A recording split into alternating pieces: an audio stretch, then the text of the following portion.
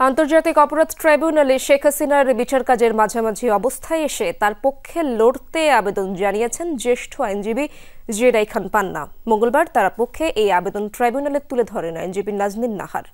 তবে ট্রাইব্যুনাল সাফ জানিয়ে দেন, সময় পেরিয়ে যাওয়ায় সেই সুযোগ আর নেই। এদিন চানখারপুলের 6 জনকে হত্যা মামলায় আরও 2 জনের সাক্ষ্য গ্রহণ শেষ হয়েছে। নতুন ব্লেন্ডে আরো রিচ অ্যারোমায় সেলন ফ্যামিলি ব্লেন্ড টে।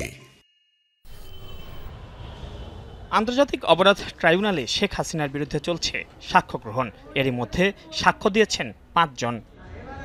ট্রাইব্যুনালে হাজিরের নির্দেশ অমান্য করায় পলাতক দেখিয়ে শেখ হাসিনা ও আসাদুজ্জামান খান কামালের বিরুদ্ধে গ্রেপ্তারি পরোয়ানা ও পত্রিকা বিজ্ঞপ্তি দেয়া হয়। শেষ পর্যন্ত তারা আদালতে না আসায় তাদের পক্ষে ট্রাইব্যুনাল নিযুক্ত আইনজীবী দিয়ে বিচার কাজ শুরু করে আন্তর্জাতিক অপরাধ ট্রাইব্যুনাল।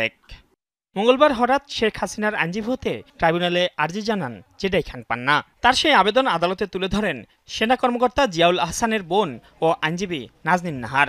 আমি জেরাই খান পান্নার পক্ষে ওনার অ্যাপ্লিকেশনটা জাস্ট পুট ইন করেছিলাম কোর্টে এবং কোর্টকে জানিয়েছিলাম ওনার ডিজায়ারটা কি, এবং উনি কোর্ট বলেছেন যে যেহেতু একজন আইনজীবী অলরেডি নিয়োগ হয়ে গেছে, এখন আর এটা সম্ভব না।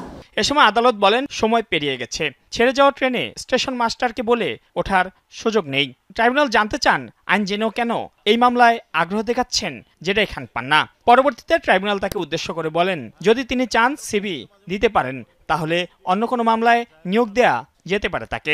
শেখ হাসিনাকে ডিফেন্ড করার জন্য একজন আইনজীবী নিয়োগ দেওয়া হয়েছে, কাজেই এই পর্যায়ে বা এই কারণে তার আবেদন বিবেচনা করার কোনো সুযোগ নেই। তবে তিনি যদি সিবি জমা দিয়ে যান, তাহলে অন্য কোনো মামলায় সেটা ট্রাইব্যুনাল বিবেচনা করে দেখতেও পারেন। এদিন চানখারপুলে 6 জনকে হত্যার মামলায় ট্রাইব্যুনালে দ্বিতীয় দিনের সাক্ষ্য গ্রহণ হয়। সাক্ষ্য দেন শহীদ জুনায়েদের বাবা শেখ জামাল হাসান সহ 2 জন। চানখারপুলে যে পুলিশি হত্যাকাণ্ড, সেই হত্যাকাণ্ডে 2 জন সাক্ষী হাজির আমরা দিয়েছি।